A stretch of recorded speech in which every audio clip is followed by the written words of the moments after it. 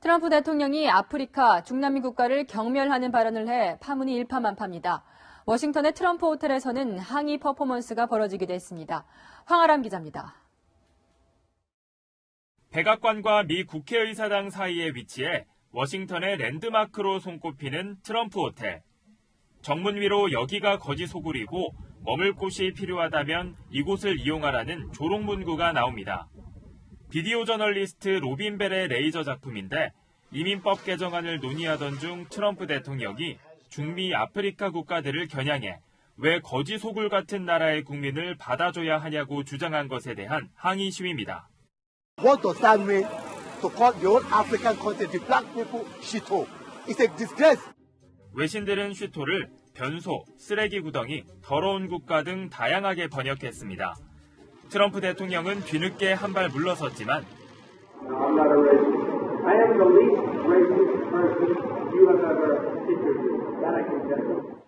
파문은 쉽게 가라앉지 않을 것으로 보입니다.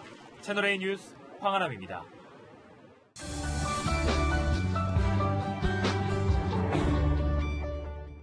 네, 남북이 북한 예술단의 올림픽 파견을 위해 오늘 엿새 만에 다시 만났습니다. 통일부로 가보겠습니다. 김설혜 기자. 네, 조금 전 회담이 끝난 거죠? 네, 그렇습니다. 실무 접촉이 시작된 지 9시간 만인 조금 전에 회담은 끝났습니다. 오늘은 북한 예술단의 규모, 공연장, 공연 내용 등이 협의됐는데요. 일단 첫 만남은 화기애애했습니다. 우리 이제 예술단이 남측에 나가는 계절로 보면 이거 입춘이 지나고 아주 봄에 이 열기가 아주 환할 때 이게 아주 좋은 계절입니다. 남측 공연이 북측은 삼지연 관현악단 140여 명으로 구성된 예술단을 파견하기로 했습니다. 또 북측 예술단의 공연 장소, 무대 조건, 필요한 설비, 기재 설치 등 실무적인 부분은 조만간 파견해서 조율하기로 했습니다. 이 밖에 평창올림픽 참가와 관련한 차관급 실무회담 일정도 정해졌는데요. 이틀 뒤인 오전 10시 판문점 평화의 집에서 열립니다. 우리는 천혜성 통일부 차관 등 3명이, 북한은 전종수 조국평화통일위원회 부위원장을 단장으로 하는 3명이 대표단으로 나섭니다. 차관급 회담에선 선수단 구성과 이동수단, 숙소, 공동 입장 등이 폭넓게 논의될 전망입니다. 지금까지 통일부에서 전해드렸습니다.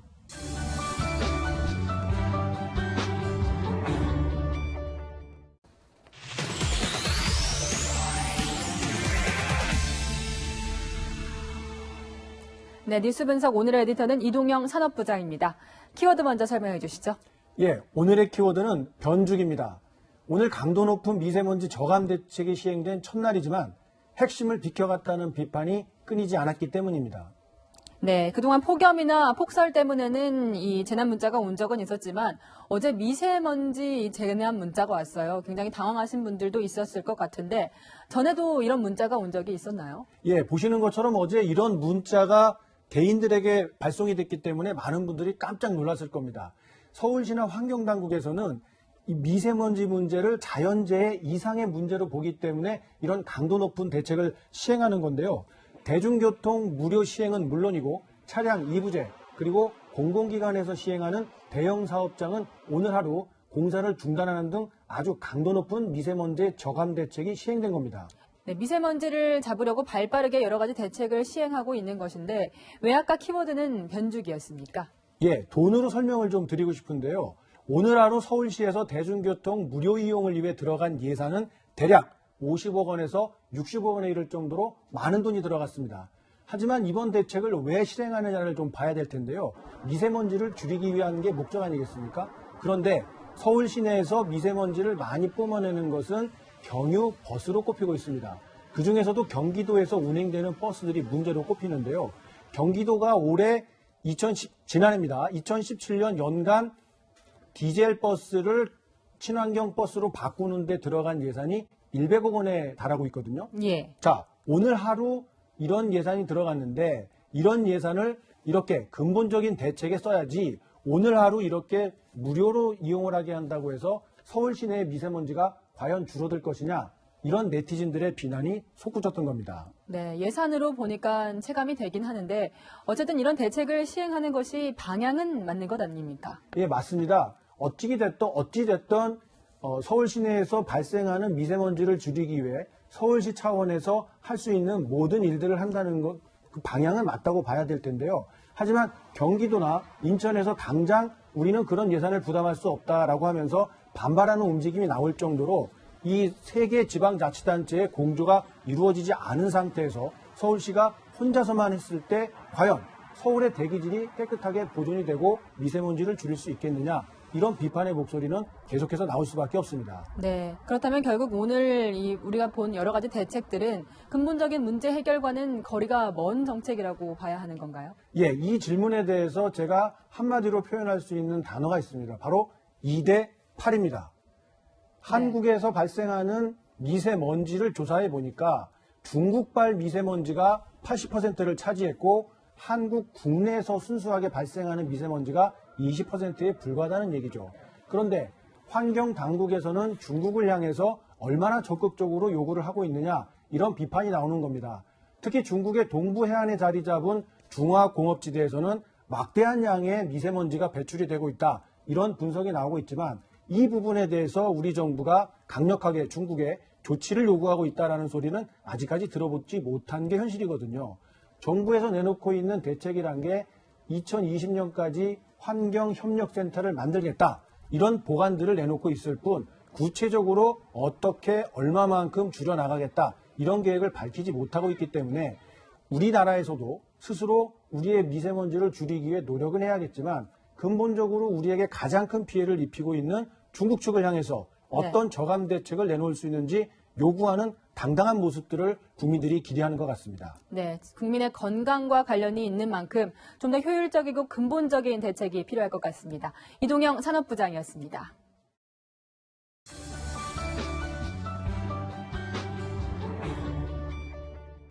네, 이런 동안 미국과 북한 사이에서도 대화 분위기가 감지되고 있습니다. 이틀 전 38분 동안 평지 풍파를 일으켰던 하와이의 경보 실수도 미국인들의 불안감을 자극했습니다. 워싱턴에서 박정훈 특파원이 보도합니다. 하와이를 떨게 했던 북한 미사일 공포가 수도 워싱턴까지 덮쳤습니다. I think it's really threatening that with such a short amount of time for people to make decisions like that, you have only a few minutes to make a life-threatening decision. 북한과의 대화를 서둘러야 한다는 목소리도 나왔습니다. I mean, yeah, I think they should talk. It needs to be someone that knows what they're doing, understands foreign policy, and understands how to level situations. 야당인 민주당은 더 적극적입니다. In order for those negotiations to be successful, first of all, they have to happen without preconditions. 스콧 스나이더 미국 외교협회 선임연구원은 남북 대화와 함께 북한이 도발을 멈춘 상황을 북미 대화에 창을 여는데 활용해야 한다고 강조했습니다. 트럼프 대통령도 언론 인터뷰에서 김정은과 좋은 관계를 갖게 될 것이라고 강조해 분위기는 무르익고 있습니다. 이런 가운데 지난주 뉴욕에서는 북한 박성일 유엔 주재 차석 대사와 덕팔 카네기 국제평화재단 부소장이 만난 것으로 알려졌습니다. 본격적인 북미 대화에 앞선 전초전이 시작됐다는 관측이 나옵니다. 이번 하와이 오보 소동으로 미국 전역에는 북한 미사일에 대한 공포감이 더 커지고 있습니다. 북미 대화를 서둘러야 한다는 목소리도 나오고 있지만 트럼프 정부가 대화의 문을 얼마나 낮출지가 관건이 될 것으로 보입니다. 워싱턴에서 채널A 뉴스 박정훈입니다.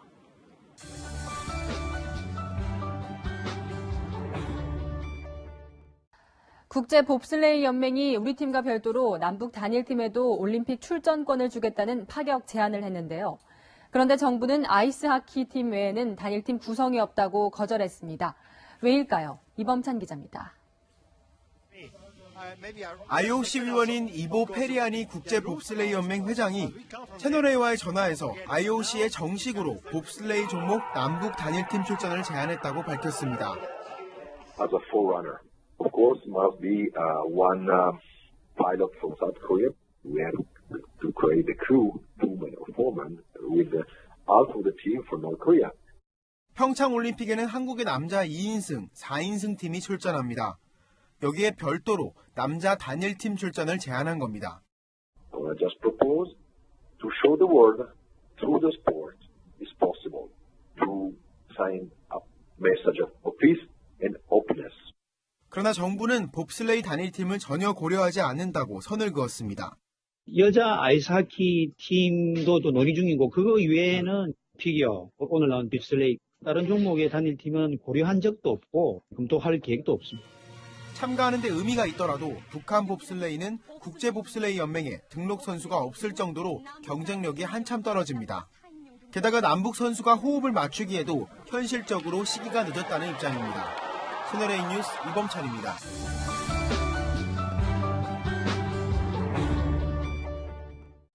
네, 북한에 공연단이 올 경우 걸리는 것이 바로 공연의 주제와 공연 내용입니다.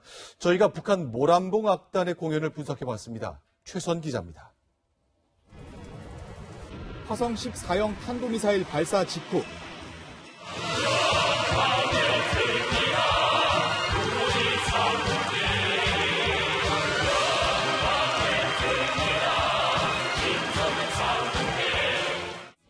당창건 70주년을 맞았던 3년 전에도 우리 행복 김정은공지 우리 영광 김정은공지 북한 선전선동부사나 모란봉 악단은 김정은 찬양만으로 공연 1시간을 채웁니다. 그나마 일반인 대상인 신년 공연에선 선전색채가 덜한 곡이 무대에 오르기도 합니다.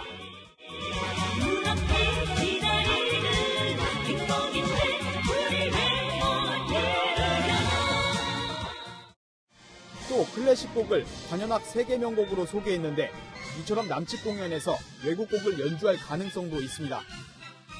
이 밖에 민요풍 가요도 선전 문구는 적은 편이지만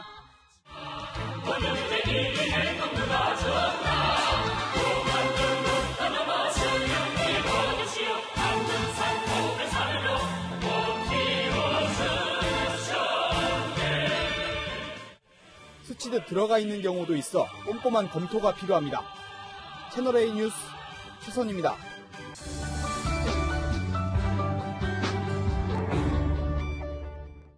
평창 올림픽에 미중일러 4강 정상을 초청하겠다는 우리의 구상이 실현될 가능성은 적어 보입니다. 가장 공을 많이 들였던 중국에서는 베이징 시장 정도만 참석을 확정했습니다. 베이징 정동현 특파원입니다. 11일 시진핑 주석과의 전화 통화에서 문재인 대통령은 다시 한번 시 주석의 평창 방문을 요청했습니다. 우리 정부는 시 주석이 올림픽의 성공적인 인수인계가 잘 이루어지도록 노력하자고 말했다고 전했지만 중국 외교부가 공개한 내용에는 이 같은 언급이 아예 빠졌습니다. 시 주석 참석 가능성이 거의 없다는 점을 시사하는 대목입니다. 차기 동계올림픽을 여는 중국에서 평창 방문을 확정한 사람은 차이치 베이징 시장 정도가 유일합니다. 两个城市主办城市的市长会交接这个奥林匹克的会旗，那么就是平昌方面和这个北京市两位市长将要进行这个会旗交接仪式。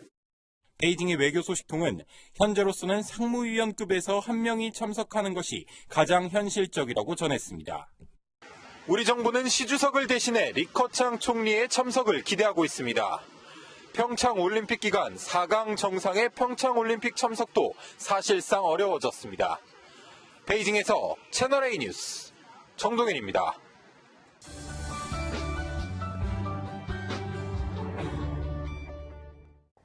평창 동계올림픽을 유치한 이명박 전 대통령이 개막식 초청 대상에서 사실상 제외된 것으로 보입니다.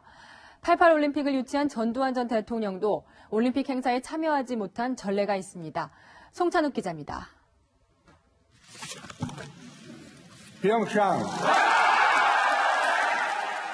2011년 7월 평창 동계올림픽 유치는 이명박 정부에서 일궈냈습니다.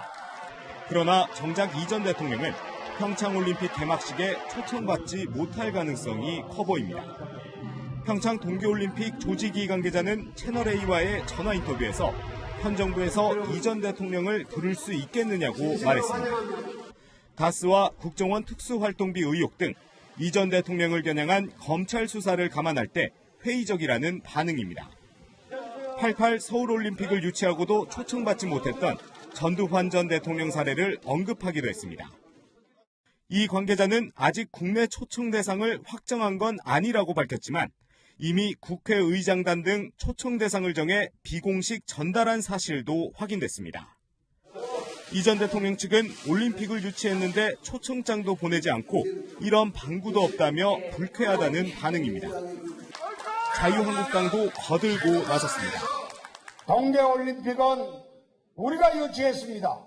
그런데 세계 스포츠인의 축제를 남북 정치에 지금 이용을 하고 있습니다. 화합회장이 돼야 할 평창올림픽이 정치권에서만큼은 전현 정권 갈등의 연장선이 되는 모양새입니다. 채널A 뉴스 송찬욱입니다.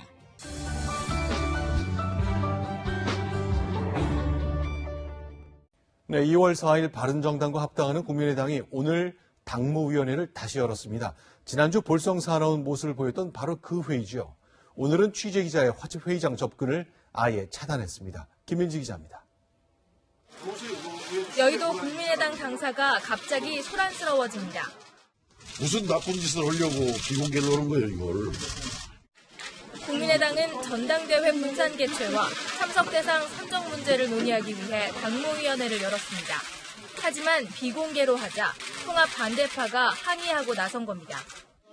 고성과 몸싸움으로 난장판이 됐던 지난 12일 당무위 모습이 재현될까 봐 당직자들은 회의장 주변을 아예 차단했습니다.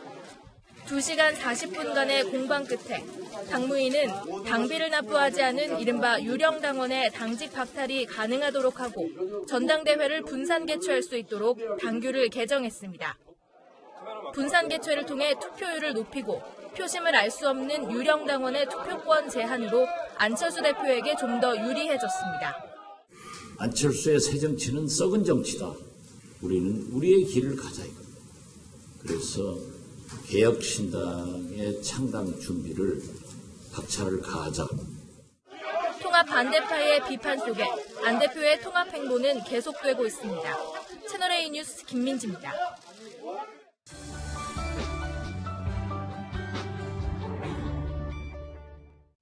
문재인 대통령이 추진하는 6월 개헌을 막겠다며 야당이 실력 행사에 들어갔습니다. 제1야당은 관제 개헌이라고 했고 제2야당은 지방선거원 개헌이라고 규정했습니다. 김기정 기자가 보도합니다. 문재인 개헌 몇 말이냐? 국민 개헌 실시하라! 실시하라! 실시하라! 실시하라! 자유한국당 의원들이 또 거리로 나섰습니다. 지난해만 아랍에미리트 특사 파견과 제천 화재 사건 진상을 규명하라며 청와대 영빈관 앞에서 기자회견을 한 지 20일 만입니다. 자유한국당 의원들은 서울 광화문 광장에서 문 대통령의 개헌을 관제 개헌으로 규정하고 국민의 목소리를 제대로 반영하는 국민 개헌을 연내하겠다고 목소리를 높였습니다. 관제 개헌, 대통령 개헌 물리치고 국민과 함께하는 국민 개헌 반드시 쟁취하겠습니다. 정부 형태를 뺀 개헌은 축정이 곁다리 개헌인 만큼 6월 지방선거와 개헌 국민투표를 동시에 하는 방안은 받아들일 수 없다는 얘기입니다. 국민의당 안철수 대표도 청와대발 개헌에 반대했습니다. 지방선거 캠페인용 개헌안을 내놓을 것임을 예고한 것이나 다름이 없습니다.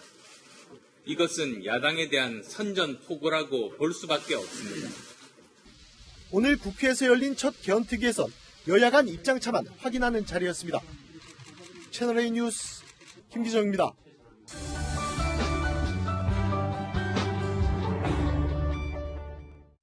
정부는 법 개정을 통해 최저임금법을 지키지 않는 사업주 명단을 공개할 방침인데요. 신용제재 대상에도 포함시키겠다는 계획입니다. 영세 자영업자들은 너무 가혹하다며 반발하고 있습니다. 이은우 기자입니다. 인터넷에 공개된 고액 상습 임금 체불 사업주 명단입니다. 고용노동부는 앞으로 최저임금을 상습적으로 위반한 사업주의 명단도 공개를 검토 중입니다. 근로기준법을 개정해 신용제재까지 받도록 할 예정입니다. 3년 이내 최저임금법 위반으로 유죄가 확정되면 명단 공개 대상입니다. 2차례 이상 유죄가 확정되면 신용제재를 받게 됩니다. 문제는 최저임금 상습 위반자 대부분이 영세한 소상공인이라는 점.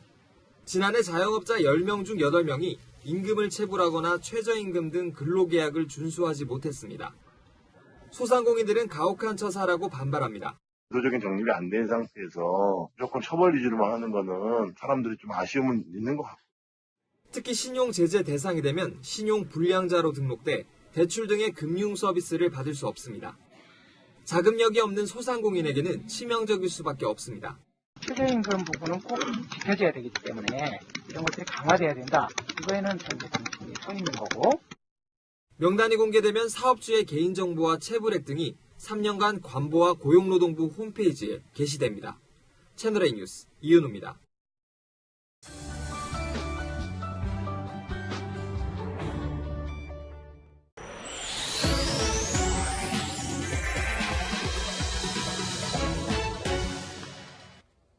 뉴스터치 시작합니다.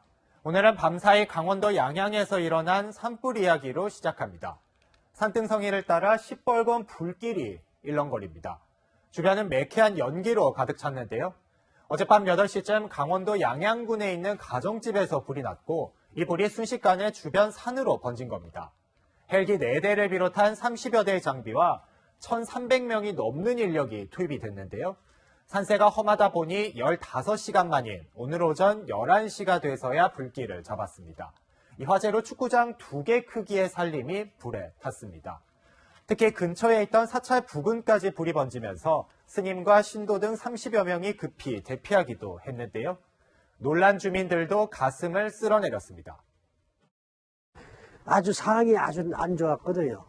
그래가지고 대피를 했죠. 동남향으로 바람이 불어가지고 우리 집 요 앞에서 시뻘겋게 다 들어가기 때문에. 무엇보다 올림픽을 불과 3주 정도 앞둔 시점이라 평창은 화들짝 놀랐습니다. 불이 난 곳과 평창은 약 70km 정도 떨어져 있지만 양양에는 평창 참가선수단 등이 이용하는 국제공항이 있어서 혹시나 이곳까지 불이 번질까 걱정이었습니다. 무엇보다 양양을 비롯한 강원 동해안에는 매우 건조한 날씨가 이어지면서 지난 10일부터 건조주의보와 건조경보가 내려진 상태인데요. 특히 건조경보가 내려진 곳에는 스피드 스케이팅 경기가 열리는 강원도 강릉이 포함되어 있습니다. 산림이 바짝 말라 있는 데다 강한 바람도 불고 있어서 산불 발생 위험이 큰 상황입니다. 지난 2005년 어제 불난 곳과 비슷한 지점에서 아주 큰 불이 났었는데요. 당시 강한 바람을 타고 10km나 번지면서 천연고찰, 낙산사가 불에 타는 등 390억 원이 넘는 재산 피해가 났습니다. 두 번째 이야기는 39년 만에 처음 받은 압수수색입니다. 수사관들이 제천소방서에서 파란 박스를 들고 나옵니다. 제천 화재 참사 부실 대응 의혹을 수사하기 위해서 경찰이 압수수색에 나선 건데요. 충북 소방본부와 본부 상황실, 제천소방서 등 3곳을 압수수색했습니다. 소방 출동하고 초동 조치 관련된 부분, 그거 볼 겁니다. 예. 그냥 뭐 소방 출동과 관련된 자료들을 다 확보했어요. 지난 1979년 문을 연 제천소방서가 압수수색을 당한 건 이번이 처음입니다. 충북 소방본부 역시 26년 만에 처음 겪는 수모라는데요. 사상 초유의 압수수색에 목숨 걸고 일하는 소방관들을 죄인 취급하는 건 도가 지나치다는 일부의 반응까지 나왔습니다. 경찰은 수사의 신뢰성과 공정성을 위해선 어쩔 수 없다는 입장을 밝혔습니다.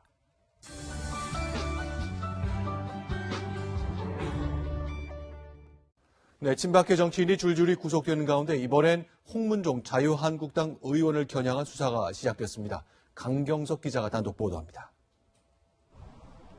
검찰은 홍문종 자유한국당 의원의 최측근인 김모 씨의 자택과 휴대전화를 전격 압수수색했습니다.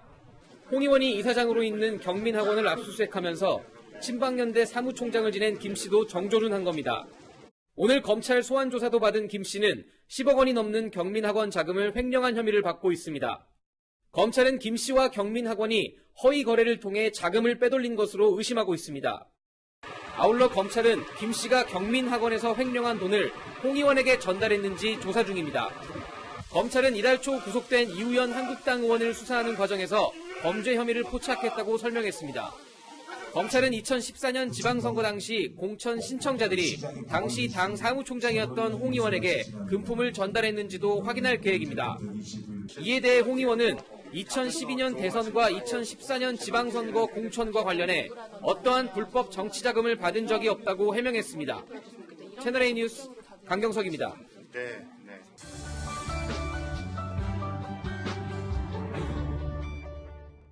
어제 오후 인천의 상가 여자 화장실에서 20대 여성이 둔기를 든 괴한의 습격을 받아 크게 다쳤습니다. 경찰은 평소 이 여성 곁을 맴돌며 스토킹해온 남성을 유력한 용의자로 보고 있습니다. 박지혜 기자입니다. 구급차 한 대가 상가 건물 앞에 급히 멈춰섭니다. 뒤를 이어 경찰 순찰차도 도착합니다. 이 상가 편의점에서 아르바이트 중이던 20살 여성 A씨가 정체불명의 남성이 휘두른 둔기에 머리를 가격당한 건 어젯밤 8시쯤. 화장실로 가는 A씨를 뒤따라간 괴한은 A씨를 폭행한 뒤 바로 달아났습니다. 이 사건이 난 여자 화장실은 사람들의 발길이 잘 닿지 않는 이 구석에 자리 잡고 있는데요. 이 때문에 이 모자와 마스크를 쓴 남성이 A씨를 따라가는 걸 아무도 발견하지 못했습니다. 머리를 크게 다친 A씨는 병원에서 치료를 받고 있습니다. 보면 좀비처럼 보는 거 있죠. 그런 상태로 여자애가 걸어나와서 이 벽을 짚고 기대고 해서 벽에 피도 먹은 거죠. 인근 상인들은 평소 A씨 주변을 30대에서 40대로 보이는 남성이 맴돌며 스토킹하는 것 같았다고 말했습니다. 어떤 사람이 자꾸 쫓아다니는 것 같아서 아빠 보고 자꾸 데리러 오라고 했다. 경찰은 이 남성을 유력한 용의자로 보고 행적을 쫓고 있습니다. 채널A 뉴스 박재입니다.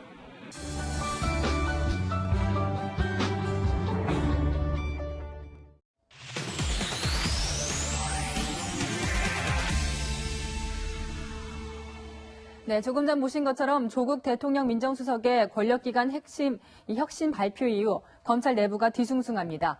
사회부 배혜림 차장과 뉴스 분석으로 이어가겠습니다. 키워드 먼저 설명해 주시죠. 네, 오늘 키워드는 앞에선 검찰개혁, 뒤에선 하명수사입니다. 이 조국 수석은 어제 검찰의 권한을 크게 줄이겠다 이렇게 발표했습니다. 그런데 문재인 정부가 검찰에 쥐어준 칼자루 어떤지 보면요. 문재인 정부가 외치고 있는 검찰개혁에 이 앞뒤가 맞지 않는다 이런 느낌이 듭니다. 검찰개혁의 모순 무엇인지 알아보겠습니다. 네, 그렇다면 지금 청와대가 하겠다고 하는 검찰개혁의 핵심이 무엇입니까? 바로 이른바 정치검찰이 되는 것을 막겠다는 겁니다. 조국 수석의 발표 내용 중 이 대목 들어보시면 이해되실 텐데요. 직접 보시겠습니다.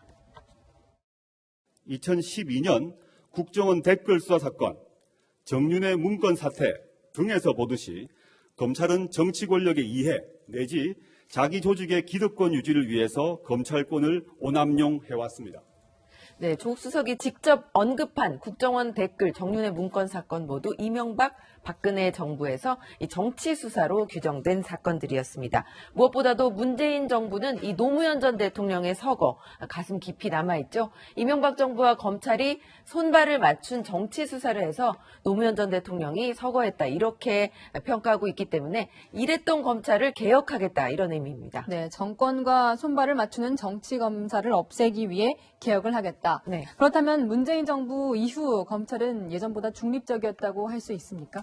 네, 중립적이었다 이런 평가에 비해서 이 청와대와 이 검찰이 과거 어느 때보다 아주 긴밀하게 움직이고 있다 이런 평가가 더 많습니다. 청와대와 국정원은 이 세월호 보고 조작, 블랙리스트 문건을 무더기로 검찰에 보냈죠. 그리고 검찰은 이걸 받아서 아주 열심히 수사를 해왔습니다.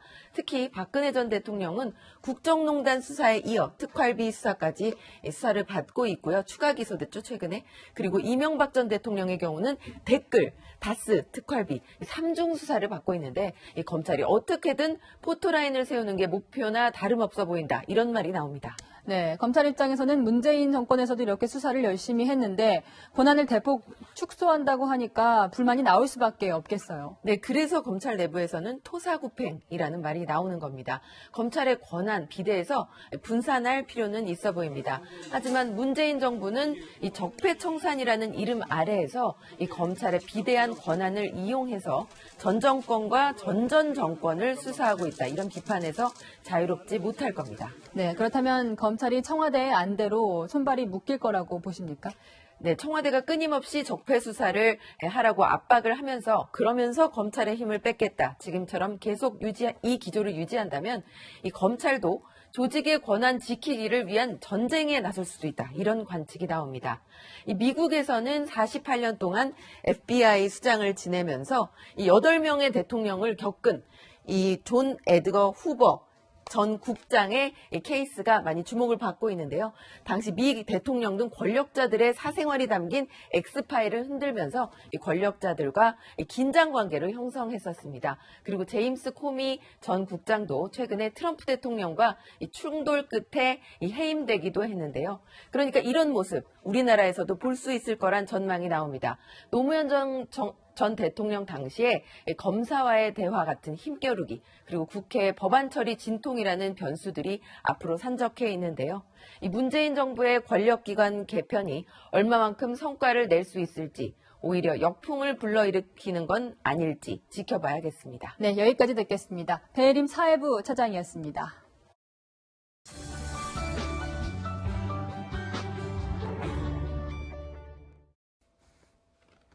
네, MB에 집사했던 김백준 전 청와대 총무기획관의 구속 여부가 내일 결정됩니다. 그는 10년 전 국가정보원 돈 2억 원을 받은 혐의를 받고 있습니다.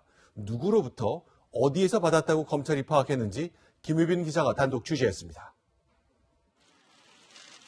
이명박 정부 시절 김성호, 원세훈 전 국정원장으로부터 각각 2억 원씩 모두 4억 원의 특수활동비를 건네받은 혐의로 구속영장이 청구된 김백준 전 청와대 총무기획관. 김성호 원장하고 원세훈 원장한테 돈 받으신 겁니까? 김 전 기획관은 지난 2008년 5월 만원권으로 만든 현금 다발 2억 원을 받은 혐의가 적용됐습니다.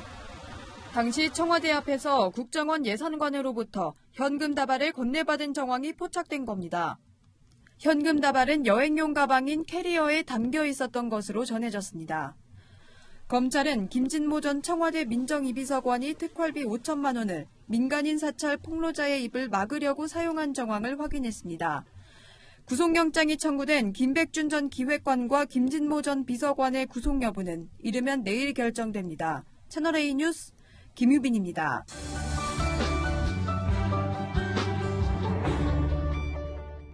평창 동계올림픽 개막식 때 남북 선수단이 공동 입장하게 되면 태극기가 아닌 한반도기를 들게 될 것이라고 정부가 공식 확인했습니다. 하지만 야당은 주권 포기라며 반대하고 나섰습니다. 안건우 기자입니다.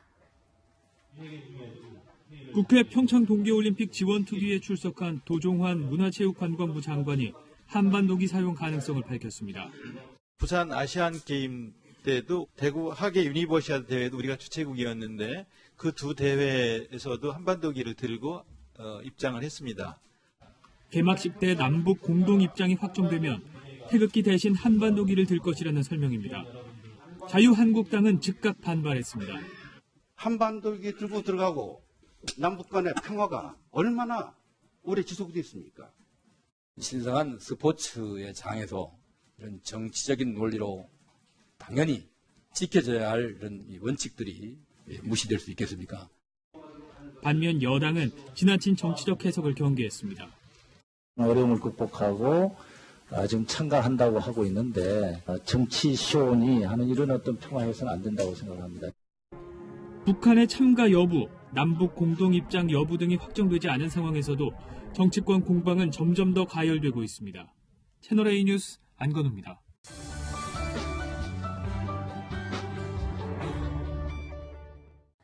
반면 정부가 여자 아이스하키를 남북 단일팀 종목으로 미는 것에 대해선 반대 의견도 만만치 않습니다. 당사자인 우리 대표팀 선수들도 단단히 뿔이 나 있습니다. 이현수 기자입니다.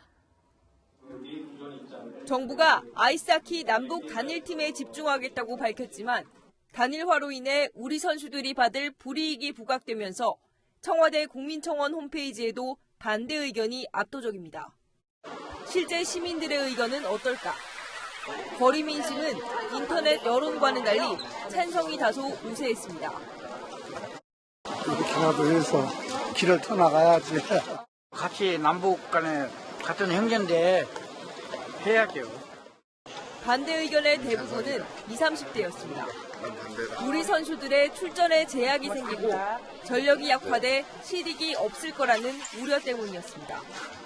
그때까지 연습한 거 있는데 같이 이제 갑자기 섞이게 되면 팀으로서 좀 와해도 될 수 있고 그러니까. 전지훈련을 마치고 돌아온 대표팀 선수들은 복잡한 심경을 감추지 못합니다.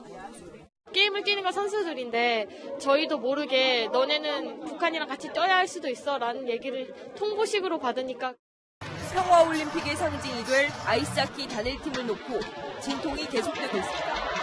채널A 뉴스 이현수입니다.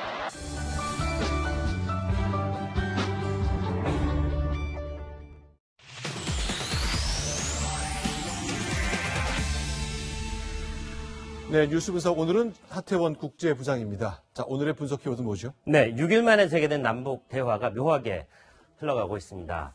대화의 의제나 속도 그리고 주도권까지 북한이 쥐고 있다는 느낌입니다. 자, 그래서 평창 대공세라는 키워드로 한번 풀어보겠습니다. 네, 오늘 시작한 협상, 이제 방금 전에 끝난 거 저희가 속보를 막 전해드렸는데요. 네. 나온 결론 어떤 게 있습니까? 약 140명 규모가 온다는 거죠? 그렇습니다. 일단 두 가지입니다. 삼지연 관현악단에서 140여 명의 예술단이 온다. 자, 두 번째는 강릉과 서울에서 공연을 한다. 자, 시청자들 굉장히 놀라셨을 텐데요. 네. 저희가 알기로는 지금까지 모란봉악단, 이 현송월이 이끄는 모란봉악단이 올 거라고 생각을 했는데 실제로는 삼지연 관현악단이 오는 것으로 결론이 내려졌습니다. 자, 북한의 관현악단 하면 가장 유명한 게 일단 모란봉악단, 고천포악단, 네. 왕제산악단 이런 것들이 생각이 나는데요. 3대 악단에 그렇죠. 우리가 떠오르는 게 있는데 그게 아니군요. 네, 삼지연 악단이라는 건 사실은 들어보지 못했던 이름인데 네. 삼지연이라는 게 어디에 있는 겁니까? 바로 백두산이죠. 백두산에 있는 곳이기 때문에 뭔가 새로 급조한 악단이거나 아니면 그동안 활동하던 것인데 어떤 백두산의 어떤 정통성을 가지고 내려오는 그런 모양새를 취했던 것 같습니다. 자, 그러니까 네. 모란봉 악단 우리가 좀 우려가 많았었는데 그걸 안 보내고 삼지연이란 들어보지 못했던 곳을 보내겠다. 서울과 강릉 두 곳에서 연주한다 그거군요. 그렇습니다. 네. 네. 자, 그런데 오늘 일단 회담에 대해서 잠깐 한 개라도 짚고 넘어가야 될 것 같은데 오전에 두 차례 회담이 있었고 여전히 이제는 막 실무 협의가 끝이 났는데 3분 23초짜리 회담 영상 이외에는 아무것도 공개가 되지 않아서 깜깜이 회담이었다는 그런 지적까지 나오고 있습니다. 자, 일단 현성월의 등장이 가장 눈에 띄는데요. 일단 직급도 많이 올라갔으니까 오늘은 차석 대표 역할을 하는 거죠. 그렇습니다. 2014년에 우리로 치면 대령이라고 할 수 있죠. 네. 자, 이런 대자 계급장을 달고 군복을 입고 나타났던 현송월이 아니었습니다. 오늘은 자, 이런 명품백을 든 아주 우아한 그런 회담 일꾼, 넘버2 회담 일꾼이라는 모습으로 등장을 했고요. 네. 자, 실제로 두 번째로 입장을 했습니다. 차석 네. 대표로서 의상을 분명히 했고요. 저 장면이 또 공개된 영상에서는 부드러운 미소를 수시로 보여주고 다소곳한 태도를 보여주면서 어떤 새로운 컨셉을 만들려고 했던 게 아주 눈에 띄었습니다. 그동안 이제 1월 1일 김정은이 신년사를 발표한 이후에 대체로 우리가 하자는 쪽이 북한을 많이 들어줬잖아요. 그런데 오늘은 뭔가 좀 분위기가 바뀌는 흐름이 있는 겁니까? 그렇습니다. 일단 우리로서는 천혜성 통일부를 차관 그리고 전정수 조평통 부위원장 간의 어떤 논의를 통해서 평창올림픽 선수단 파견 문제를 시급히 논의하고 싶었지만 북한은 조평통보다는 바로 현송월을 전면에 내세웠습니다. 자, 또 한 가지 우리는 이산가족 문제를 먼저 가장 최우선적으로 논의하고 싶었지만 북한은 여전히 유경식당에서 납치된 여종업원 문제를 거론하면서 이산가족 문제를 아예 말도 꺼내지 못하게 하는 그런 태도를 보였습니다. 그러니까 재작년에 12명의 여종업원이 탈북해 들어왔지만 전원 납치됐다는 게 북한의 주장이잖아요. 그런 주장입니다. 네. 네, 이분들을 돌려보내지 않으면 이산가족 상봉은 없다. 그런 얘기를 계속했군요. 네. 자, 그렇다면 우리 이제 평창이 좀 절박하잖아요. 그런데 어제부터 나온 분위기를 보니까 북한은 뭔가 상황을 주도하고 싶은 게 보이는데 그런 보도도 실제 나오고 있는 거죠. 네, 그동안 참았던 건지 모르겠는데 이제는 본색을 드러내고 있습니다. 문재인 대통령의 실명을 거론하진 않았지만 어젯밤에 남조선 당국자 문재인 대통령을 지칭하는 겁니다. 청년 회견에서 화해 국면에 찬물을 끼얹었고 트럼프 공이 크다는 그런 얘기도 있잖아요. 한미 관계를 고려해서. 근데 그걸 가을 뻐꾸기 같은 숫자이다 이렇게 얘기했습니다. 자, 북한 전문가한테 한번 물어봤습니다. 이 가을 뻐꾸기 과연 무슨 얘기냐. 자, 보통 뻐꾸기는 봄에 온다는 거 아니겠습니까? 그렇기 때문에 우리 대통령이 철진한 소리를 하면서 망언을 한다 이런 이야기를 애돌로 표현한 표현이라는 게 우리 북한 전문가들의 공통된 견해입니다. 저희는 뭐 당연히 북한이 평창올림픽에 온다고 생각하고 있는데 사실 어젯밤 보도만 보면 아닐 수도 있는 것처럼 은근히 협박하는 것 같기도 하던데요. 그렇습니다. 평창을 정치 선전장으로 만들고 싶은 게 의도인데 네. 열차와 버스는 아직 평양에 남아있다 이런 얘기를 했잖아요.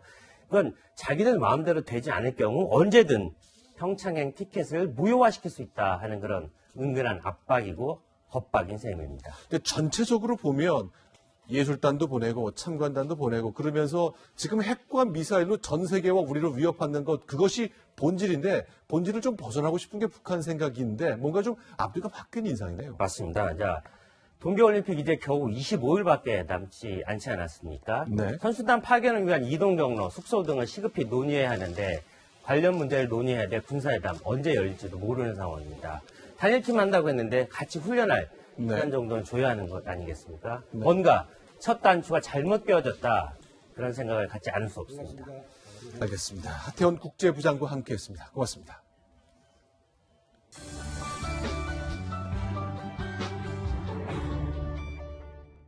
그렇다면 미세먼지가 갑자기 이렇게 기승을 부린 이유는 무엇일까요? 중국발 미세먼지가 몰려왔는데 바람은 약했고 습도는 높았기 때문입니다. 김혜지 기자입니다.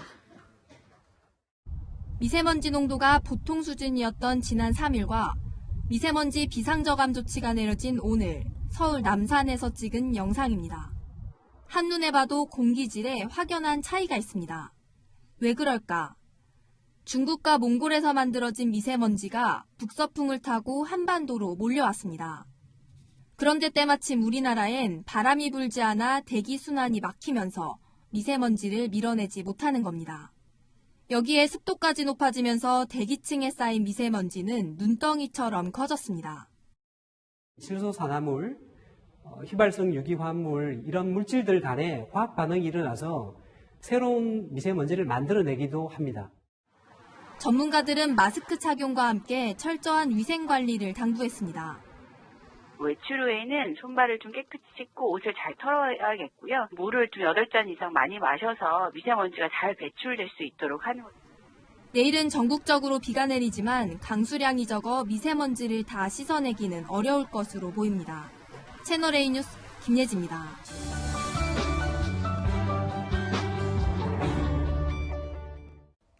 여러분 오늘 하루 어떠셨습니까? 미세먼지가 수도권을 덮친 오늘 남산에서 바라본 서울 시내는 이렇게 뿌옇게 변했습니다. 서울시는 오늘 하루 비상을 걸었습니다. 차량 2부제와 함께 대중교통 무료 운행을 실시했는데요. 반응은 시큰둥했습니다. 네, 지하철 5선 광화문역에 나가 있는 기자 연결하겠습니다. 김민지 기자, 지금 상황은 어떤가요? 네, 퇴근길 시민들이 몰리면서 이렇게 지하철역이 붐비고 있습니다. 오늘은 교통카드만 대면 이렇게 영원히 찍히는데요. 대부분의 시민들이 무료로 지하철을 이용하고 있습니다. 오전에는 버스와 지하철 모두 첫 차부터 아침 9시까지 무료였고 퇴근길에는 조금 전인 6시부터 밤 9시까지 무료입니다. 그러나 교통카드만 무료고 일회 이용권이나 정기권 이용자들은 무료가 아닙니다. 또 서울 지역 밖에서 이용하는 승객들도 제외됐는데 이 때문에 경기 지역 시민들이 혼란을 겪기도 했습니다. 한 구역 차이로 무료고 유료라는 걸 지금 저희는 몰랐었거든요. 불합리하다고 생각하죠. 경기도도 어차피 같은 수도권이고 서울로 출퇴근하시는 분들이 많은데 버스 정류장에서도 혼란은 이어졌습니다. 경기도에서 출발해도 서울버스면 무료고 경기버스지만 서울에서 타면 유료이기 때문입니다. 그냥 카드 대갖고 찍히면 찍히는 거고 안 찍히면 오늘 그게 내가 잘못 알고 있나 이렇게 생각했겠죠. 서울시는 처음으로 미세먼지 저감 대책의 하나로 대중교통 무료 운행을 했지만 시민들의 반응은 차가웠습니다. 지금까지 광화문역에서 채널A 뉴스 김민지입니다.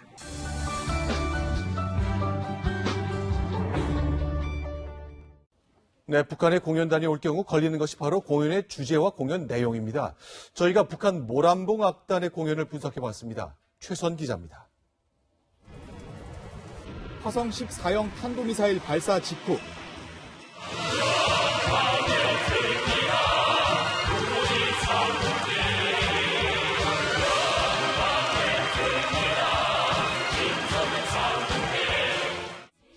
장창건 70주년을 맞았던 3년 전에도 우리 행복 김정은 동지, 우리 영광 김정은 동지.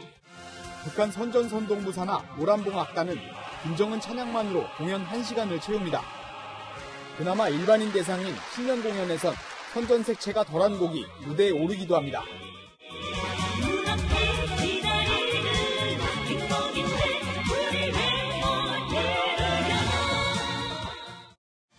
또 클래식곡을 관현악 세계명곡으로 소개했는데 이처럼 남측 공연에서 외국곡을 연주할 가능성도 있습니다.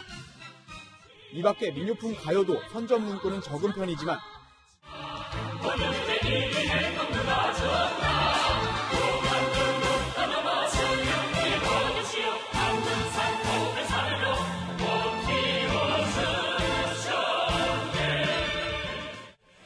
스치듯 들어가 있는 경우도 있어 꼼꼼한 검토가 필요합니다. 채널A 뉴스 최선입니다.